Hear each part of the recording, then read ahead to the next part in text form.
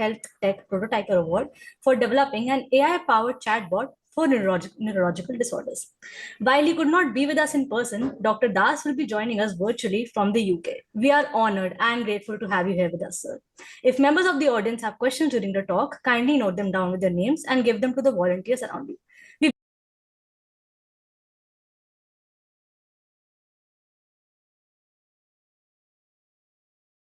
Session now, sir. The stage is all yours.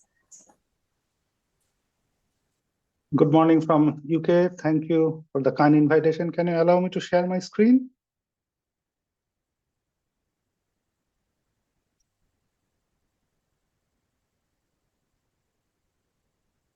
Thank you. I think everyone is able to see my screen.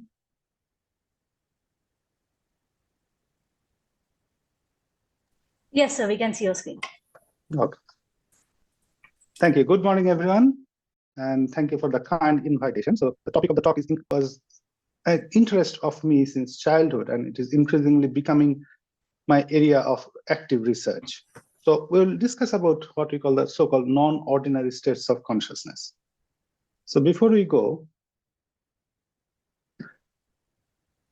start that, we know we human are contemplative animals. We like to think. So once we secure our basic security things, so we'll start to ideate on one thing. This is Bankim Chandra Chatterjee, the pioneer of modern Indian literature. He asked it very succinctly. What should I do with my life? In Bengali, Jimon loiya ki koribo. Now, this is the question that starts all this journey. So if we look around, the most common answer is finding happiness. However, and everywhere from the internet to the gurus, everywhere they're providing you the answers with how to find happiness. But if you look carefully, we'll see is happiness is only one of the six cardinal emotions, and it occupies only a narrow part of our entire emotional repertoire. And as per the other modern understanding, is only one of the 27 of our human emotions known. So should happiness be a target? It was very succinctly put or asked in a 2015 movie by Disney from Inside Out, where happiness is one of the key emotions. And there are certain other emotions, so-called negative emotions. And the movie beautifully showcases how all the emotions are helpful in certain point of life. The other problem with happiness is that what we call so-called the hedonic treadmill. The concept was formed in 1971 back in Brickman and Campbell, that our human mind has a tendency to normalize it or adapt to everything. After something gives us happiness, it becomes normal. Same thing with sadness or joy. Then a classic study, they studied individuals winning a lottery and also individuals who had paralysis, and showed them after some time, both of them, their happiness becomes almost near to the baseline. So this is known as hedonic treadmill. You accumulate things, do something, gives you happiness. Later, it doesn't give you happiness. You have to keep on doing it more and more and more, but your happiness doesn't increase. And also shown by this study nicely that if you value happiness more, you may not get the happiness when you get it. That's been proven by one of the studies. So ideally, happiness should not be a target. So Bankim returns again, asking the same question. So what should we do? Now, to our rescue, we have got a guy called Abraham Maslow, the father of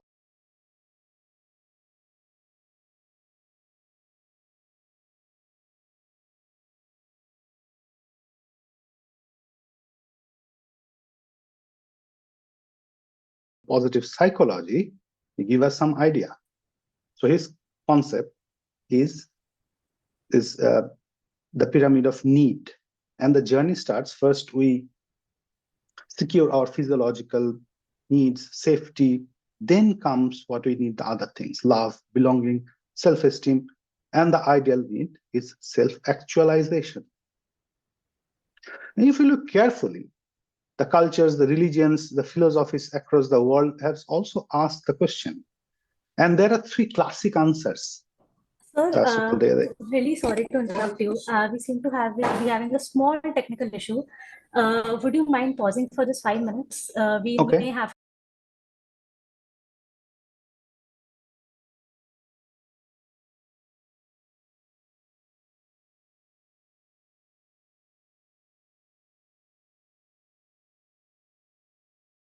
to restart. Is that okay with you?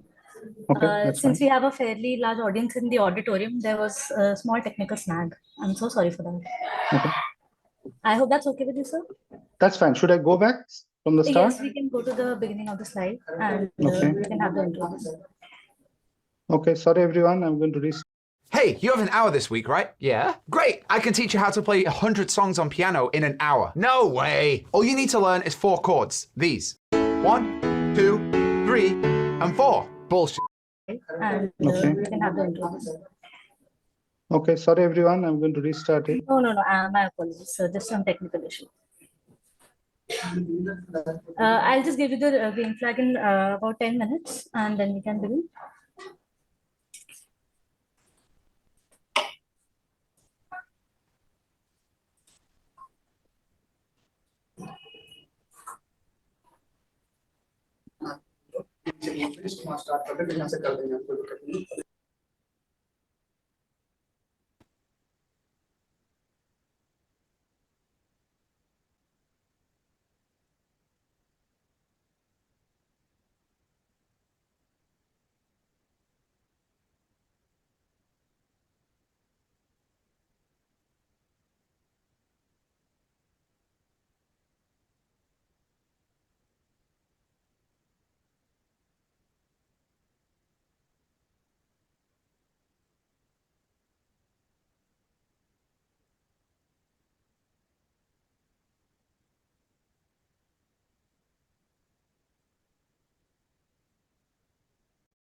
What should I do with my life? And that's a big question.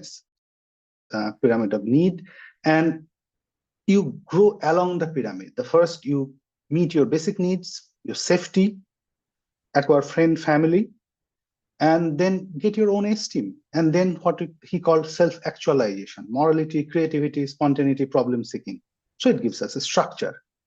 Now, if we look around from the centuries since the human has become cognizant, we're trying to solve this question. And the different societies at different time have provided their own answers.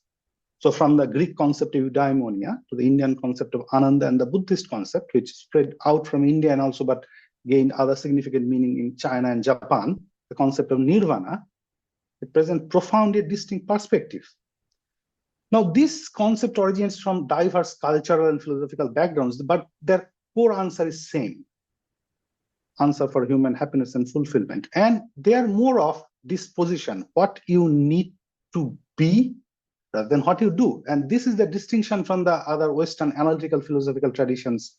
So the Kantianism is one profound of them. So they're different. Now, as we know, there are other societies, they also tried to produce their own answer. They're somewhat different from this classic answer. So for example, Shavindra Huantar, one of the earliest site of Peruvian civilization, we get this stele or a structure of a person in their one of the main temples holding a cactus. And that this cactus is important. It is the Trichoceros macrogonus, the source of mescaline. We'll come to it. It's one of the active psychedelic agents, and they were the key part of the social structure.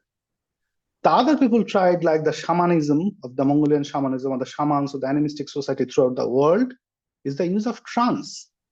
So throughout the century, people either promoted meditation, use of psychedelics, or use of trance and other things to answer the question of human flourishing. Now, just basic look at the eudaimonia, the classic structure of human flourish is that you take responsibility, you live with virtue. Now, the concept of the arete, of the virtue, is different from the English word virtue. You live with each day, do what best you can do, and focus on what you can control. This was proposed by Aristotle, same time he stayed with Plato. So it basically not only good character, but rational activity. And you have to be fully engaged in the intellectually stimulating and fulfilling work at which one achieves well-earned success. But the Greek philosophers, they discussed a lot of other things, but stopped a little bit short how to get it done.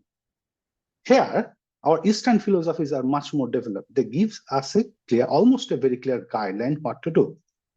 Now, for this next slide, I'm thankful to my colleague, Professor R. Mitra. He's a pulmonologist in SSKM Calcutta. He provided me the slide. He's an authority in Vedantic, and he's also a very acclaimed poet. So in Indian concept of Ananda, the bliss, or Sat Chit Ananda.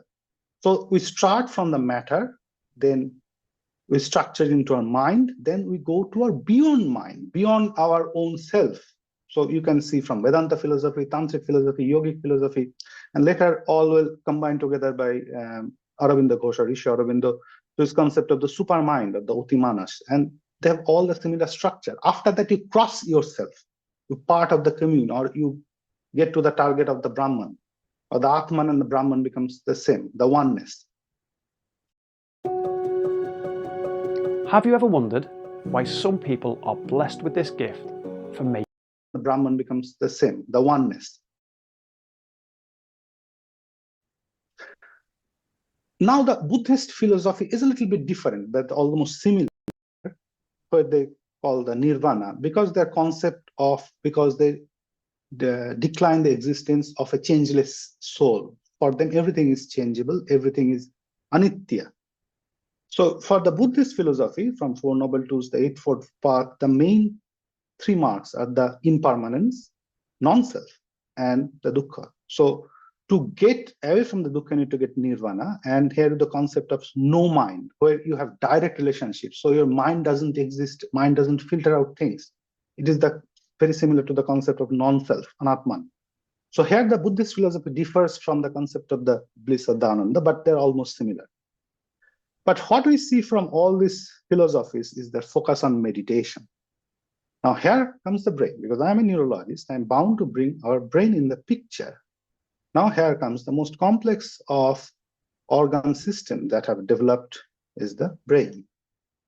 It's a very complex network. It has around 100 billion neurons, equal to the number of stars in our galaxies.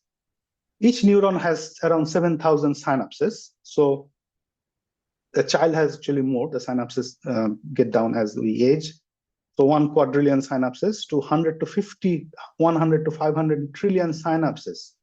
And the possible connections are more than all stars in the entire observable universe. So we're actually more complex than the universe. And as if you can say, okay, we are the universe, that has been told us previously, we're the part of the universe. Now, how we understand the connection is very important. We'll deal it because I will coming it later. So the connections can be structural. One part of the brain is connected to the other part of the brain by white matter pathways. The structure can be functional. So one part of the brain, while working, they also work with other part of the brain. We call it functional connectivity. And the connection can be effective, which means one part of the brain, how they get activated affects the other part of the brain. It can either increase the activation or decrease the activation. We call it effective connectivity. So there are structural connectivity, there are functional connectivity, and there are effective connectivity. Now, through these connections, the different brain regions are organized together. So they are what we call rich club organization. So there are some part of the brain, some group of neurons will come to it. There's areas called insula, precuneus, frontal lobes. They are densely connected with the other part of the brain compared to some other part of the occipital lobe. They are not densely connected like precuneus. Precuneus connected to almost all part of the brain. Now they're also locally connected. Say occipital lobe, it has local integration, and they have global integration. So frontal lobe, through this rich club organization, they're connected to many other parts of the brain, and it can affect the other actions of the other part of the brain. So we call it global integration. And these connections, based on how they're interacting, we call them modules. So we know that human brain is modular. One group of brain focuses on one activity, so they're specialized, and they're redundant, but there is some other group that can take over the activity.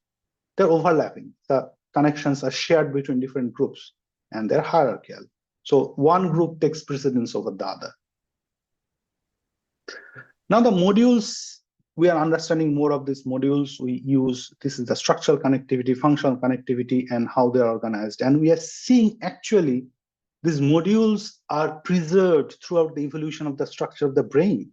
Although we get some new modules, like our cognitive modules, which are absent in the lower animals, but the structure of the modules are more or less preserved. So there is a value in their evolution. The modules are precious and they do something, that's why they're preserved over the evolution. Now we come to the brain circuits. I'm discussing this bit in detail because I'll talk a lot about brain circuits. So they're from about the salience network, where we can have our understanding what is important, the limbic network for our emotion, regulation, fear extinction, the dorsal attention network, altered goal-directed attentional mechanisms, and ventral attentional network, stimulus-driven attentional mechanisms, cognitive control, where we plan, motor planning, our executive control, what we're going to things. So all these things are so-called brain circuits. There's a combination between connectivity and our modularity of the brain. And they are, again, quite robust from person to person. So we call them about circuits that do different kind of jobs. Now, we have many tools to understand these circuits. First and foremost, what we call the functional magnetic resonance imaging, fMRI. So we put a person in the MRI scanner. We do the MRI. Now we ask them to do some tasks. When they do some tasks, some of the part of the brain get activated. We can see them. Now, if we average across the task versus not doing the task, when we take out the non-doing the task, only the part of the brain that we're doing the task remains. So we can see them light up in the scans by some statistical jugglery. And now we know which part of the brain is active for that kind of task. So this is the basic of functional magnetic resonance imaging. You can see the brain in action, real time. Next comes the EEG. We put some electrodes on our scalp and study the electrical activity. We can collect the electrics and find which part of the brain are working or not working. Again, EEG-based mapping provides a lot of information on how the brain is working. Then comes the diffusion tensor imaging, what we call the structural imaging, this one. And then comes the positron emission tomography. It produces our answer about what is brain doing metabolically. So because brain is very metabolically active, takes up glucose. So which part of the brain is doing the work, takes up glucose more, which is doing less, takes up glucose less. So based on that, we can understand which part of the brain is working. So by combination of these 4 techniques, we can understand both structurally, functionally, and metabolically what the brain is doing. And this is a basic of our understanding of the current connectivity. But we will be frank with you, we're basically still the proverbial 6 blind men looking at the elephant. So if you ask me where does the mind lives in the brain, I'll tell you, okay, somewhere in between them, but exactly where, I do not know. So all the neurologists, psychiatrists, psychologists, and cognitive neuroscientists, we are basically like the proverbial blind men. We're looking at the elephant, but some is looking at the spear, some is finding a snake, some is finding a rope, and some is finding a wall. And we are still to solve it out. So with this caveat, let's go deeper. How to use our brain to achieve the so-called bliss, the Holy Grail. Looking for a great deal on your car hire? With Kayak, you can compare prices from many different car hire providers. You can filter your search by size, price, and pickup location. Search for cars with free cancellation, unlimited mileage, and much more. Search now on Kayak.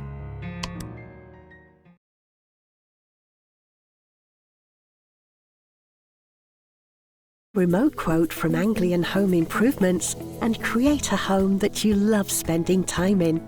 You might feel warmer with new energy-efficient windows, or maybe you'll feel safer with British Standard approved secure doors. Or maybe you'd feel the benefit of extra living space. With new windows, doors, or a conservatory from Anglian, you can feel right at home. Get a free remote quote today.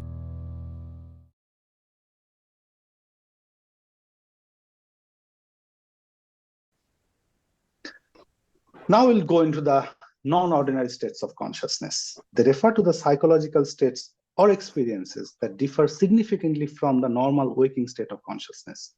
And they're characterized by alterations in thinking, sense perception, emotional expression, and self-awareness. We all get it while going into sleep. We're very busy in doing something. We all go into these non-ordinary states of consciousness day in and day out. Now, they can be induced by various means, including meditation, trance induction, sensory overload or deprivation, psychological stress, hypnosis, use of psychedelic or psychoactive substances. Some of them can be very robust, very deeply emotional, and very dramatic. Some of them, if they happen, they can lead to profound personal changes, so-called awakenings. So this is the importance of the non-ordinary states of consciousness. Some few examples. Now, there's a very active interest in using psychedelic group of compounds. I'll come to it later. in psychiatry and also other neurological sciences. And they have shown some dramatic responses. For some people, lifelong suffering from anxiety, depression, after a single dose of psychedelic substance, when they have a good trip, the so-called trip, they get cured. And there's a lot of studies going on, and there's an meta-analysis published recently that showed, yes, it exists and it can be long-standing. How? We are slowly understanding how it can be possible. The other thing happens with a technique called hypnosis, which we'll come to later again. Now, hypnotherapy is proven a lot of therapeutic benefit. One of them is the one area my expertise is functional neurological disorder, previously known as hysteria, or conversion disorder or dissociation disorder. Now we call them functional neurological disorder. There are a lot of neurological symptoms, but when you scan their brain, everything is fine. And hypnosis, this is one of the group study, one of my colleagues, they published that people with functional stroke, so-called stroke, because they presented just like stroke, but the brain didn't have stroke. They had weakness, speech problem. With single session of hypnosis, there's a profound response. They improved immediately, and this was long-lasting. This I have seen in a couple of patients. They're like magic. They cannot talk, cannot speak. After a session of hypnosis, they go home. That's it. What happens? We're coming to understanding more and more about it. But the main thing is that this is one of our non-ordinary states of consciousness that can give profound change. And next is one of my hypotheses. I'm working on it. Some of our trance states can give profound life changes. And one of the examples I found is Swami Vivekananda, when he met Ramakrishna Paramahansa, his guru, and he had one trance event very clearly described. And after that, his life changed completely. And it changed the direction of our religious movements, of our cultural movements, not only of Bengal and also India as well, to something different. Before that, Vivekananda was almost an agnostic, and he changed completely to a devoted Hindu and religious leader. So any non-ordinary states of consciousness can have some profound change. So first, coming to meditation, because meditation is one of the things that is practiced across the cultures. If you can look at this, that the Indian meditation traditions from Vedic, yoga, Buddhism, the Chinese tradition, where it is inspired by Buddhism, to Japanese tradition, then Western tradition has their own tradition. It is much more scripture-based, like all other Abrahamic religion. Some mystic sect of both Judaism and Islam have their traditions of meditation, and the current Westernized traditions, the mindfulness or the transcendental meditation. Now, we can broadly classify them into two. First thing is the focused attention and the open monitoring. So the focused attention meditation is that you concentrate on a given internal or external object, and whenever the attention decreases or wavers away, you bring it back to it. The other open monitoring, there's uncontrolled observation or the stream of experience. They come and go, you let them go. So this is the main two types of meditation, the classification types, and there's overlap between different group of meditation.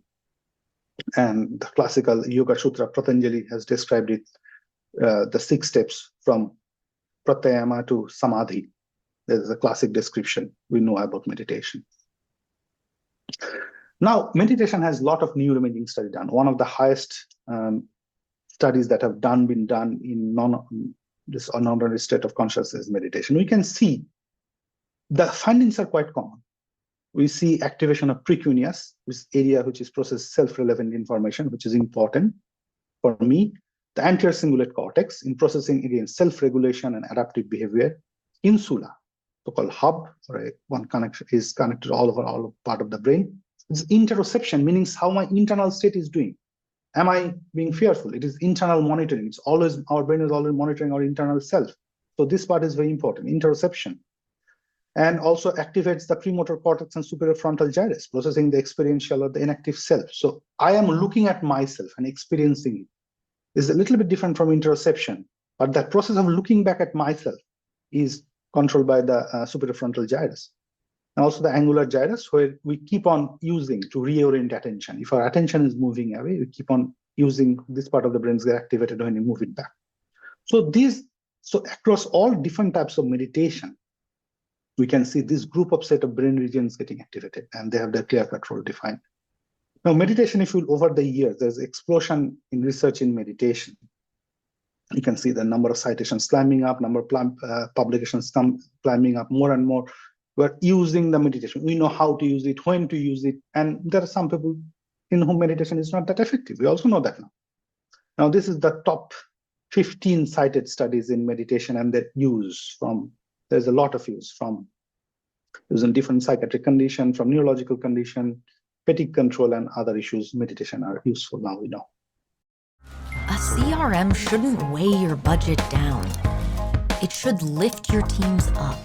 A CRM shouldn't slam you with add-ons. It should work with the tools you need. Get started for free.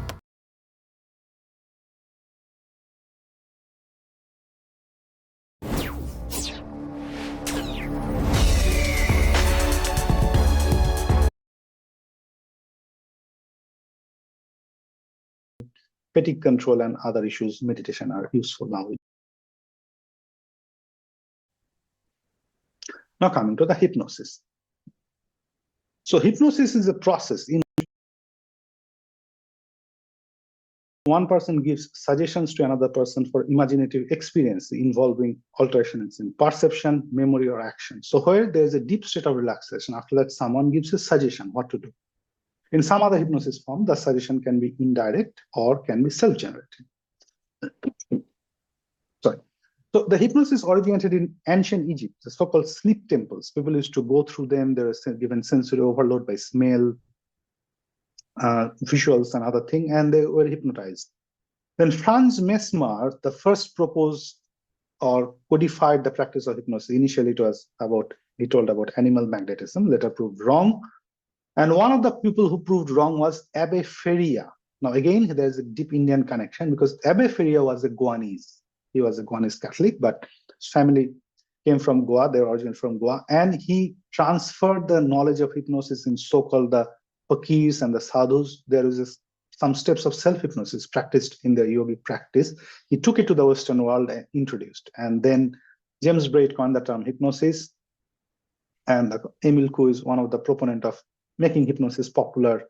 And this someone will know this terminology. Every day and everywhere, I'm getting better and better. This is one of the motto we give in when it was used in child as a self-help. So this is one of the steps of self-hypnosis, actually.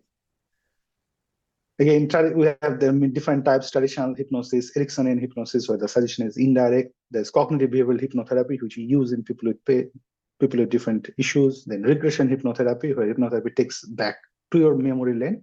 Because hypnosis can activate some latent memories to find out what happened and sort out the problem which happened in the past. And solution-focused hypnotherapy is very popular, like you have some smoking cessation, weight loss, and other things. People can use those hypnosis for the specific situations. And the neuro-linguistic programming is an offshoot of hypnosis, very common, quite popular, especially in corporate cycles. People have workshops with neuro-linguistic programming. It's a basic combination of self-help and motivational speech. Now, hypnosis was used at one time by neurologists. So this is Jean-Marie Charcot, who was the forefather of neurology, using hypnosis in people with functional neurological disorder. History is known to them. But it later proved to disuse. There's a lot of controversy. There's one people who claimed that under hypnosis tried to kill another person, so it went into disrepute. And because of the kind of the showmanship of the hypnosis, Charcot is also used to do it, and he has a lot of female patients who are put into hypnotic trance, do some bizarre things. So those are the olden days, and some bad clinical behavior. So they fall into disrepute, and hypnosis went away. Now it is making a comeback. We are now resurrecting, making out of the myths and all the stage hypnosis now we know, and we're bringing to its proper therapeutic potential, raising more and more. So what happens during hypnosis? As a person goes into the hypnosis, the first thing, the subject relax and the focus on something. It can be a moving pendulum or some separate point, or just close their eyes, focus on the voice. And there is a reduced activity in dorsal anterior cingulate. So the self-monitoring comes down. Then there is a decreased connectivity between dorsolateral prefrontal cortex and the default mode network. This is very important. The default mode network is the self-monitoring stream going on actively whenever we try to come down or mount. This is disconnected. Again, the self-monitoring goes away. Now the brain becomes open to suggestion, and it puts the suggestion in activity by increased connectivity in dorsolateral PFC and insula, where we focus on our body, our monitoring, what we need to do, so to put the suggestion to work. So again, because of the variability in hypnosis, the studies are somewhat variable, but this is the basic structure we have seen. So we lose what is so-called the ego dissolution. We lose our control of ego. We let it go, and then we take in some suggestion what to do about our fears, things that we need to do. Now, again, hypnosis is emerging as a tool for a lot of things. One of them is pain control. So many people with chronic pain, now we know because it exists in the brain network gets altered, and hypnosis can change it back. And also hypnosis is coming a big way in my field called functional neurological disorders. One of the most effective tools developed so far, because some people can be refractory functional seizures and other group, and hypnosis is quite helpful for them. Now, this is a lot of work, and I'm part of it actually. We're doing to find out how to make hypnosis more effective, more generalizable, more approachable to people. Now, this question asked by one of my friends, what is the common between hypnosis and meditation? I was discussing, Ritabhrata asked this question. So this, Ritabhrata, if you're here, this slide is for you. Yes, they are common, but there are differences as well.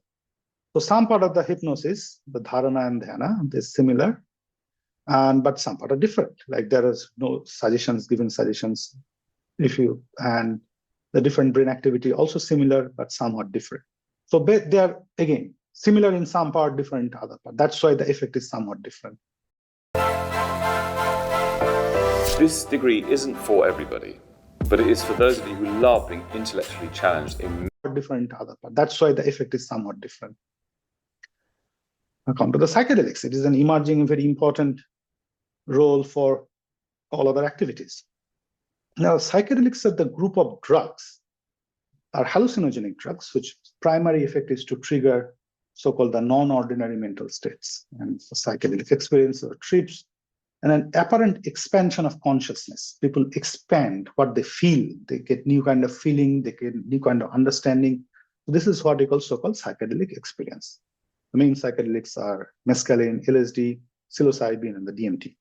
And all of them acts via the HT2A receptors. Now, this is a long tradition in different cultures, from Indian to Mesoamerican cultures, the use of psychoactive substances and psychedelics. Specifically, it was very highly developed in South America. The ayahuasca, use of ayahuasca was ritualized. Now, it has abuse potential and other health risks, so we are very cautious about using, when to use it, not use, and bad trips are a possibility. Many people going through the psychedelics, the experience may not be good, experience may be bad, and maybe particular bad, they can get worse. So this is another possibility. So sometimes psychedelic so-called trips are guided. So one of the prominent element of psychedelic experience is visual alteration. So people say that this is one of the artists drew a picture after a psychedelic trip. So the colors are more vivid. You can see new kind of colors. Your patterns keep on changing. You see some thoughts connected, which you never thought can be connected, kind of like a vivid dream, more vivid, more real. People say it is hyper real. And there's a mystical experiences. You feel oneness, which is beyond you, something. And if you discuss carefully, look carefully back, the concept of Ananda is also discussed about the oneness, the Buddhist tradition, that it is the ultimate. Psychedelics can take us to that ultimate goal of the meditation. Actually, it comes from, now we are understanding it comes from ego death, because it also shuts down the default mode network. So your ego, which is always monitoring your things, shuts down. So psychedelics has, again, similar to meditation, partly similar to hypnosis, but there is some other aspect of psychedelics as well. This profound sensory phenomena, which is not seen in other kind. Now we know how it's happening. So you can see for social cognition, these are the brain areas activated. Here is the precuneus, the frontal lobes. Similar for the theory of mind, which means my action is mine and your action is yours. This is concept of theory of mind. And here is the default mode network. So these are the brain areas get activated when you look at them. Now, after psychedelics, when they overlap, you can see it overlaps with our social cognition and also our theory of mind. So psychedelics while they shut down the default mode network, it impacts our social cognition. That's why we become bigger than us, become part of the whole. And also, we lose that what belongs to us and what belongs to others. So psychedelics gives a lot of this hallucinogenic experience. We feel the feelings are coming, but they are not created by us. So the so-called hallucinations. So that's why this kind of thoughts and other things are coming, the use of psychedelics, that we understand it now. So psychedelics can give us that feeling. And this is very profound. People who have undergone psychedelics therapy, as we discussed earlier, they can have profound change. And people have described taking a good trip is that it resets the brain. There are many reports available, people struggling with anxiety, depression after a single psychedelic trip, as if somebody has reset their brain. Things are fine now. Now coming to the other non-ordinary states of consciousness is trance. Now trance is associated again with ego dissolution, but again prominent sensory and addition motor alteration. And it is very common. We all have some experience of mild trance, either listening to a music, engrossed, and flow state is one of the, say, early phase of trance.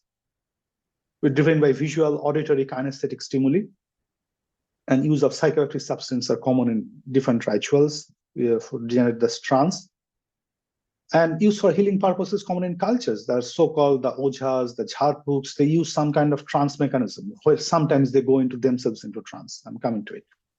And there's something called battle trance. The soldiers throughout the civilization goes into the mental state when they enter. They do not feel fear or pain, and they lose their individual identity and acquire a collective identity. And it was used in certain cultures, like the Bedouin culture, or use of opium during the battlefield. It was very common.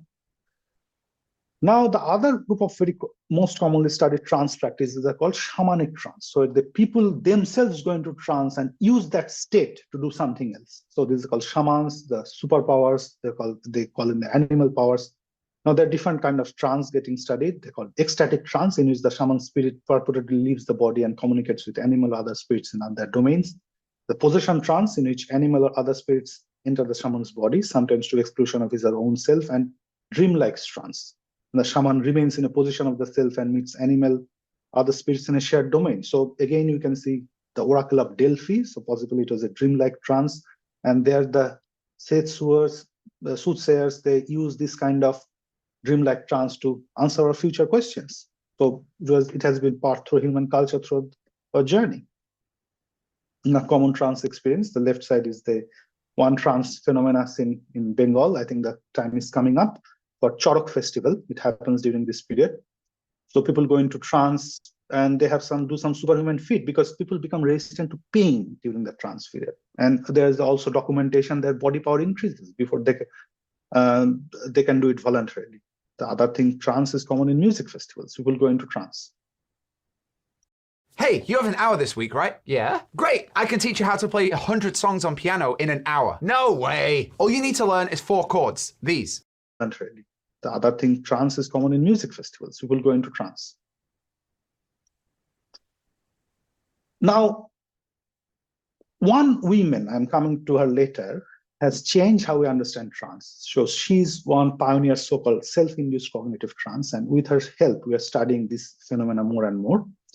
So we find how the consciousness, hemispheric laterality, and systemic psychobiology changes during trance. So we have found trance is kind of branch of our ordinary self of consciousness. So the trance self branches out from the normal self in a pathological hyper-absorbed rest. And there's a focus, it starts the focus attention. You have to focus the attention, then it branches out to a pathological or hyper-absorbed. Then you are more focused. It is a kind of paradoxical, but you get absorbed as you get more focused. And it is different from the normal dreaming. And you can see the laterality shifts to the right, or sensory motor self. That's why the motor, our sensory perception changes, our motor activity changes, and it becomes a trance self or attractor and kind of experiential self. From the analytical self, we get an experiential self. Again, the ego dissolution happens. Our default mode network shuts down. So this is something we're understanding now. So this is the lady. Her story is very unique. So she is born French, she was in UK, and with doing a BBC documentary, she went to Mongolia. So she was recording the shamanic trance states of the Mongolian shamans. And during such procedure, she herself went into the trance. The shaman stopped the process, told, this is not good. Because if one shaman is in presence of another shaman, the shaman need to be informed. And she told, no, I am not a shaman. But then they asked, then why did you go into trance? This was the first time it is happening to me. By listening to the drum beats, the shamanic trance in Mongolia is with auditory stimuli. They use the traditional drum beats in a rhythmic fashion and they go into trance. So she herself went into trance, into also called the wolf figure. You can study her. There's a very well-documented videos on her on YouTube. Now, after that, she learned how to do it without using the drum. And she's training it now, so self-induced cognitive trance, and her group very active in trance-related research. And again, they have a lot of powerful activity, anti-anxiety, and other mood boosting activity. Again, this is like similar to use of psychedelic without use of any psychedelic agent. So this is one area of research is getting very active now. So towards the new future, the credit goes to ChatGPT and DALL-E. I asked them to produce a picture. They gave me this picture. So how can we use our brain to go towards the new future?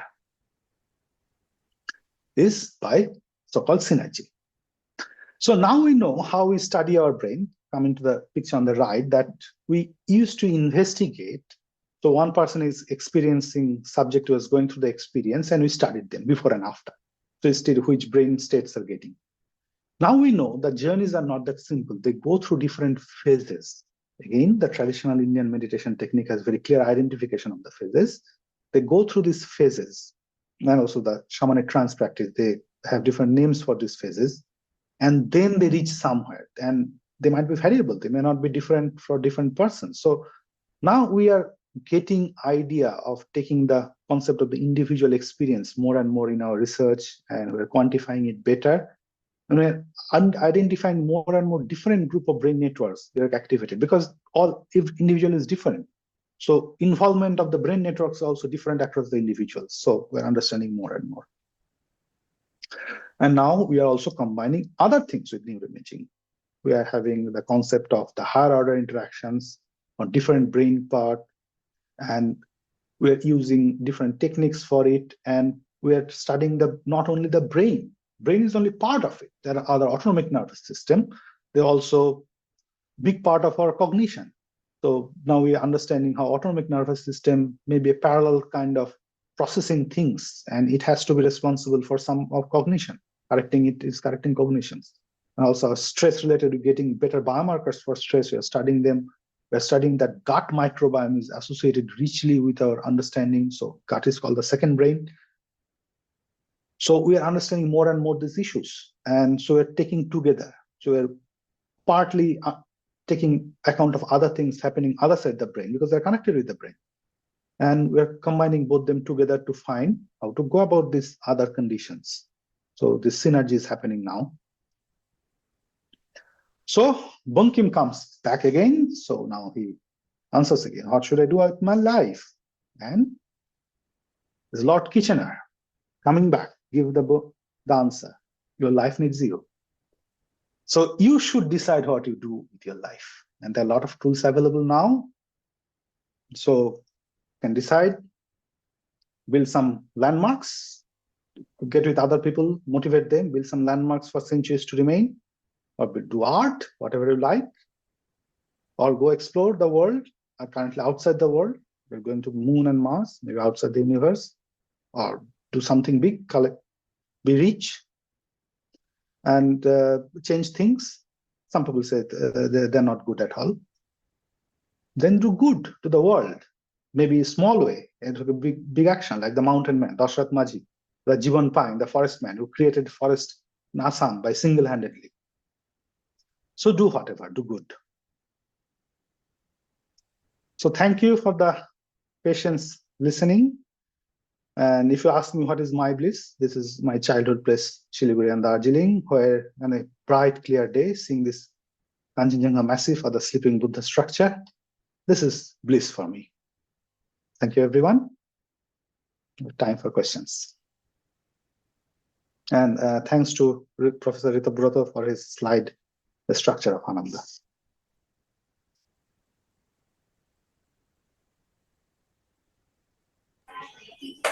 Thank you, sir.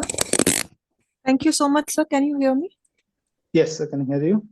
Yes. So there is. A CRM shouldn't set your teams back. It should revolutionize the. I think we have enabled chat now. So as and when we get questions, I can ask them to you.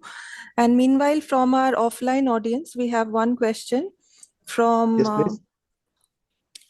So this is Simrat, a student of ours, who is asking, which hypnosis method is the most evidence-based and has a promising future as a neurological intervention? Yeah, this is a good question. So the most evidence-based is on traditional hypnosis method, and the Ericksonian also has some other evidence-based, but we do not much that differentiate much. The effect is almost same, but it depends on certain situation, because now hypnosis is introduced part of the psychotherapy. The most common approach for use is kind of cognitive behavioral hypnotherapy or the psychotherapy. The hypnosis is part of the psychotherapy. So hypnosis is taken as the part of the tool and the overall psychotherapeutic analytics, psychoanalysis, and then we use hypnosis as a tool. So it is a combination thing, and the evidence is coming up. And but the most robust evidence is mainly for the current, because it is studied more, the traditional hypnosis techniques. Okay, thank you so much. We have Mr. Ashutosh Ghosh, who has raised a hand. So everyone can unmute themselves and ask the question to the speaker directly. Those who are online, those who have joined over Zoom, can unmute themselves and ask. One question from Dr. Bishwajit Basu. Okay, so the question is, what is the key point difference in mindfulness, meditation, and hypnosis? Okay, so this I discussed earlier. So the main difference is that hypnosis, the deep relaxation, is used by someone. It is more guided. So someone guides you to the relaxation technique. And mindfulness meditation, it is a more what we call open monitoring. As things come and go, you just monitor, you don't react. But hypnosis is much more focused. You focus on something, they are given an imagery, usually an imagery. The imagery contains a lot of visual stimulation and also gustatory motor. They ask you to say, you are in a beach, now go down the beach, feel the sand, feel the water. You are looking at the bright blue sky. So these are the imagery are created in hypnosis. And as you go down and down, you get more hypnotized. So this is more focused. Mindfulness is more open, and this is guided, this is unguided. So it's a little bit different. And we can see in the network studies, they're a little bit different as well.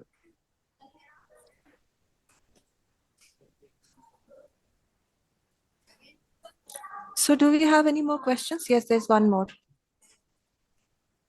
Yes, this is Dr. Atri Chatterjee. Yes, so Atri's question is, I'll read it for everyone, an interesting question. So are there any studies in long-term changes in structure function of the brain among subjects who repeatedly attain NOSC? Yes. So this again comes from hypnosis meditation. So there are a group of meditative subjects in whom we have seen the part of the brain, they actually increase the thickness. So if the regular who do meditation, part of their brain used for compassion, other things, they're more thicker than others. And we understand this might be protective, actually protective against some form of dementia. So Dr. Biswajit Basu, adverse effects of meditation on physical body.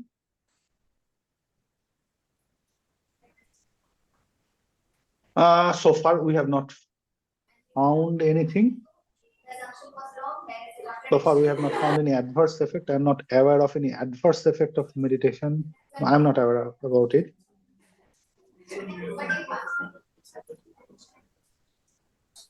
So Dr. Rithabroto Mitra is asking trans equal to trans. I'm not sure about the question. Can you be a little bit more clear, Professor Mitra?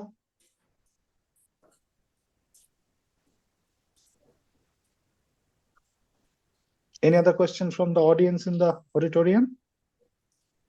So far, there's no other question. I think what he's referring to is, if I may, it's referring to transcendence equal to trans, if I understand correctly. Yeah, no, transcendence and trance is different. So trance is much more personal, and transcendence, when the social cognition breaks down, you become part of the whole and also the other. So there are two different phenomena. Trance has a lot of other things, a lot of sensory phenomena going on, increasing in reality, increasing apart. But again, part of the transcendent. So the transcendence phenomena, so-called, we know it is a complex phenomena. If you phenomenologically analyze it, it will involve social cognition, it will involve your ego dissolution. There are two or three things going on when you lose yourself and become a part of the whole. There are two or three components, psychological component, the brain circuit is getting affected. Yeah, so Professor Ritubhadra Mitra is actually mean transformation trans, not transcendence. Transformation trans. Transformation trance. So yes, so trance can cause transformation, but again, these are not well studied so far. But yes, people who go in repeated trance phase, they go through a period of transformation. The people who have practices, they say they get transformed, and they can then the so-called higher. They belong to the so-called. They get part of the so-called higher power. But again, these phenomena are not studied enough, so difficult to comment. Okay. So Professor Bishwajit Basu is asking if anyone undergoes any faulty technique of meditation, will it cause any adverse effects? So I think you have already answered, but yeah. Yeah, so the question is, what is a faulty technique? Yeah. Oh, Dr. Mitra is asking whether Nirvana is pseudo Vedanta. No, this is a very difficult issue. Now we're going into kind of cultural discussion. I will avoid it because this is a group of people who believes in Nirvana, group of people who denies Vedanta. We accept it as is. I will not go into the discussion. Okay. So I don't think we have any more questions from the audience, offline audience. So thank you, Dr. Das, for joining us, and for the enlightening session. You have talked about different types of meditation, the brain areas involved, and also what could people, Jibon loya ki korebo, what could actually we do as people with our lives. And yeah, so it was really enlightening for all of us. And I apologize for the technical problems at our end. And we couldn't, I guess you cannot even see people at the other end. So, but still, it was a very, very nice talk, and so grateful to you for agreeing to be our speaker. It's an honor for Gargi College. Thank you to Professor Ritubhadra Mitra. He shared the slides. Ritubhadra, I cannot show them now because this is on a different computer and we're running out of time. But thank you because the slides that I shared about the Ananda, it was shared by Dr. Mitra. I'm just sharing my slide once more. He's asking me to share them. Just hold on.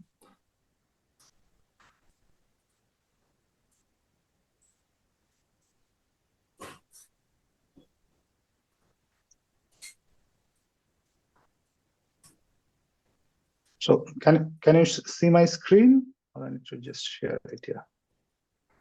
No, we cannot. Okay, share my screen. Yeah. Yes. So this beautiful slide was created by Dr. Professor Ritubhadra Mitra. He's a famous poet in Bengali as well. Thank you, everyone. Thank you so much. Thank you so much. We'll end the session here. Yeah. Okay. Thank you so much. Bye.